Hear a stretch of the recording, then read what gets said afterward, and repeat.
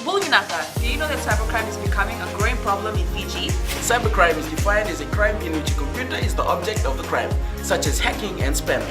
Cybercrime is also cyberbullying and using fake profiles to cause panic and spreading false news. If you're involved in this or know anyone who's committing these crimes, report them immediately. I'm Polly. And I'm Peter. We host the Traffic Jam Show on City FM. From 3 p.m. to 7 p.m. every weekday. Do the right thing. Jan Vinaka and good morning, Fiji. In this bulletin, no false promises, says Prime Minister. Fiji Navy exposes infringements. And USP Council at an impasse. From the studios of FBC Suva, Jackie Smith.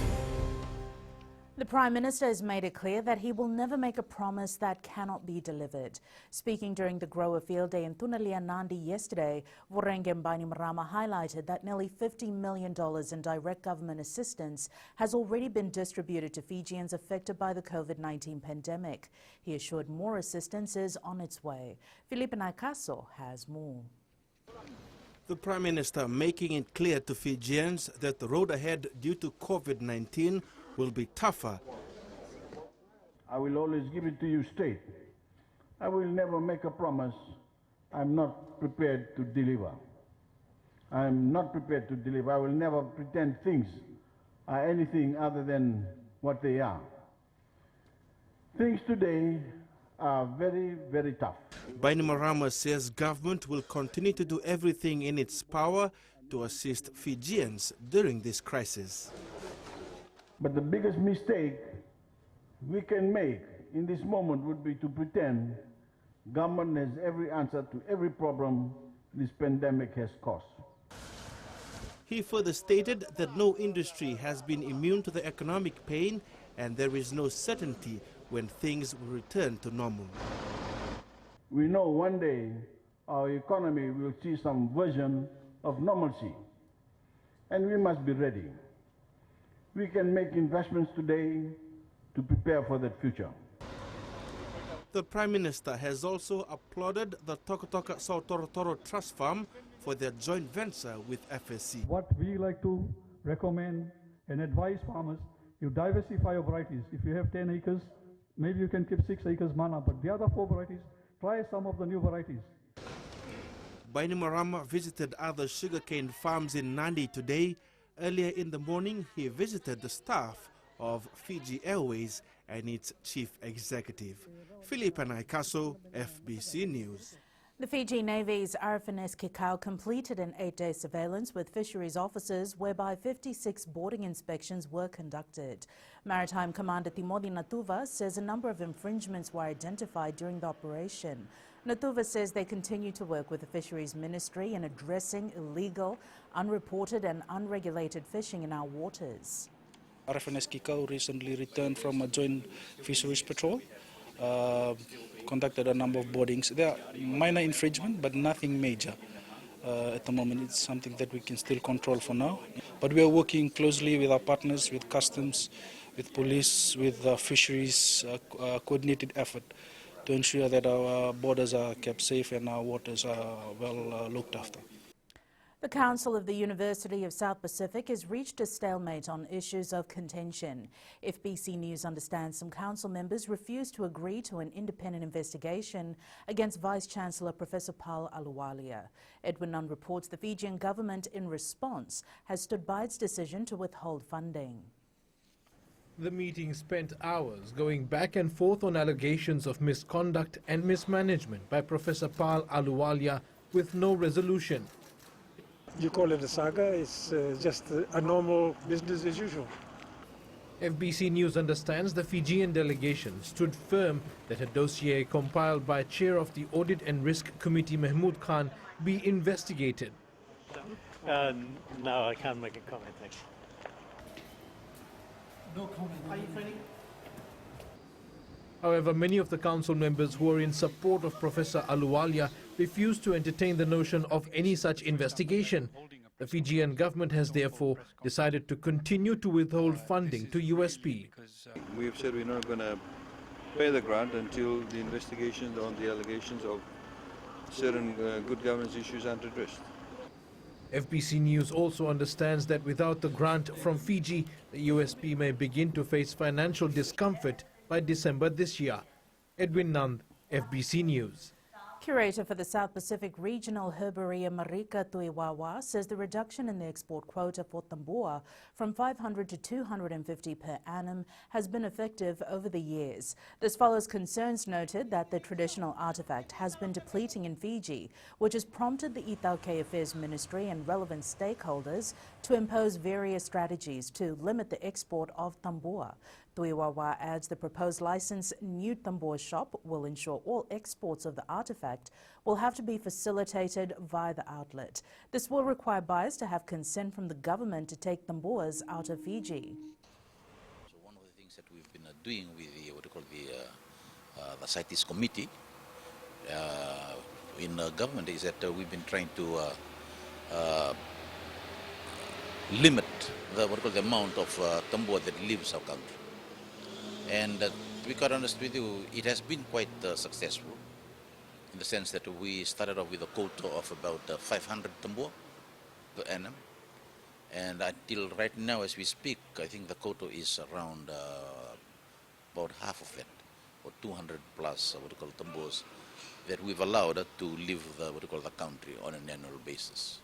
And some years we do not reach the quota. Roshni Lata did not know it would be the last time she would speak to her husband when he called on the 3rd of this month. Lata's husband, Subhash Chand, a bus driver, was allegedly assaulted by 3 men a week ago, and he succumbed to the injuries a few days later.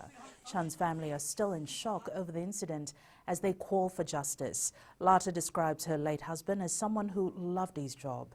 Lata says they had plans to meet in town on the day of the incident, but it never happened. Chand was laid to rest at the Raralevu Cemetery in Nausori yesterday. We received a call from the doctor to come to the hospital. We went to the hospital. My husband's condition was really bad. He was placed on life support, and the doctors had told us that they need to remove the life support. The Fiji Independent Commission Against Corruption is still awaiting court records in relation to the appeal case of former chief executive of the then Fiji Commerce Commission, Bobby Maharaj. FICAC informed the court that the records are still not in order and time has been given to them until the next court date to finalize the records. Maharaj was acquitted in May this year by the Suva Magistrates Court after his lawyer filed a no case to answer. He was charged with 1 count of abuse of office. The case will now be called next Friday. 6 former Fijian ambassadors were amongst the 26 individuals who received Fiji 50 Independence Anniversary commemorative medals yesterday. These include former Ambassador Kaliopate Tavola, Luke Ratvuki, Filimoni Kikau, Savanada Kaunisela, Solomara, and former Ambassador to India, Luke Rokovanda. Also receiving the medal is Electricity Fiji Limited former board director Nizam Uddin, who says he served the EFL for decades and received the commemorative medal as a bonus. I feel very happy and we feel proud that we were recognized, but really this medal is dedicated to the workers and staff of Fiji Electricity Authority and the now EFL, because it's their hard work that brought us where we are, and it's not a one-person thing. So electricity is a sector which is full of surprises, a lot of challenges, never a dull day. As we continue to experience the effects of the pandemic, the Gospel School for the Deaf has also made changes to its operations to adapt. Director Russell Neat says they have to adopt new ideas as the students use a different method of learning. With financial issues as one of their challenges, the Chinese embassy yesterday also provided a boost to the school with cash and uniform donations. Neat says apart from the usual face-to-face teaching, students are using video learning. The sign language classes which we used to take in school, that got stopped because of COVID, but now we've got some of those on video, which is actually really very helpful. Up ahead, Sivo is a free man. And a Nukuloa out to create history.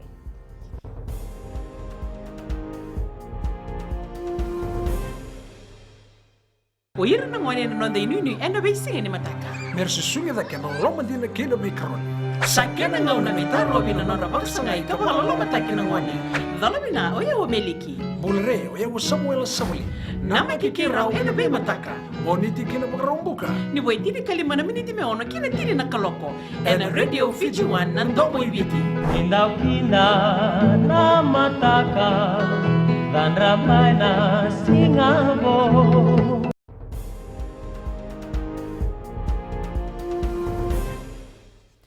Fiji Mbati winger and NRL star Micah Sevo is now a free man.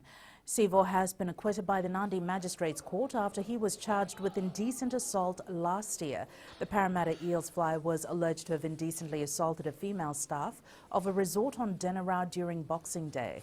His lawyer Moses Naivalu says he had made a written representation before Magistrate Penny Ndalituivama in February based on CCTV footage at the resort.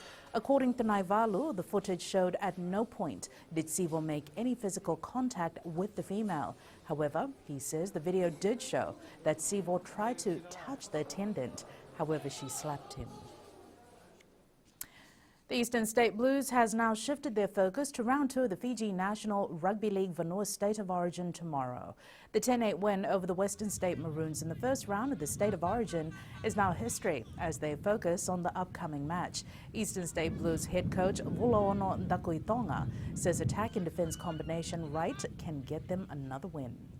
We find some of the weaknesses and some of the strength, and that is what we are working on at the moment. What we have seen is that if we can just attack properly and defend it properly, winning and losing will just take care of itself. The Naita Siri rugby team is proud to continue to produce players who are able to represent the nation in international rugby. This is after 3 of their players, including Chris Menimbi and Tuinraki Samusamu Vonre, have been selected for the Flying Fijians Autumn Nations Cup touring squad.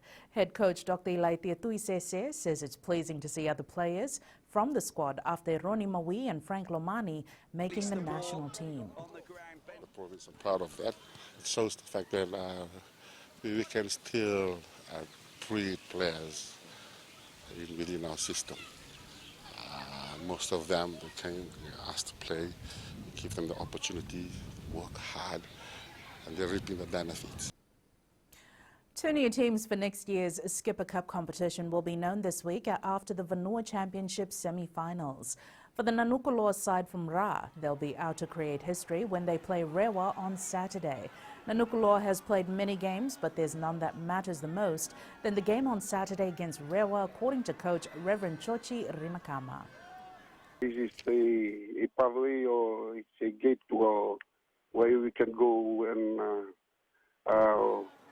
go up to the Skipper Cup. So that's why I'm telling them it's very important, and it will. It is different from every game that we have already played.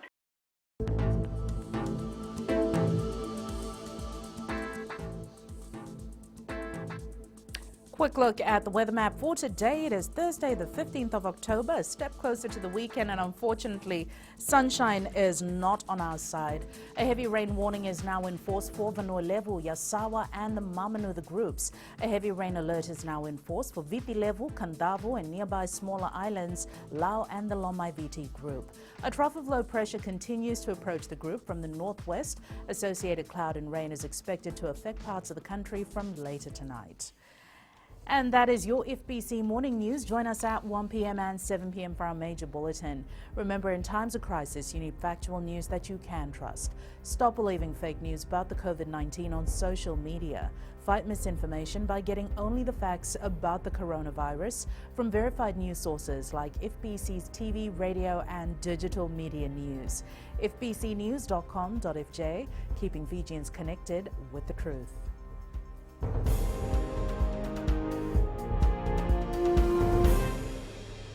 हमारे खूबसूरत देश Fiji में child abuse की घटनाएं आए दिन बढ़ रही हैं। क्यों बच्चों का मासूम बचपन अब्यूज का शिकार हो जाता है? अपने बच्चों की सुरक्षा का खास ख्याल रखें। उनसे बातचीत करें, उनके दोस्तों के बारे में जानें। आज के बच्चे देश का भविष्य है। मैं दीप्ति और मैं मोनिश, आपके हमसफर। शामिल हो जाए हमारे साथ मंडे टू फ्राइडे 5:45 AM से 10 AM तक रेडियो फिजी 2 देश की धड़कन पर।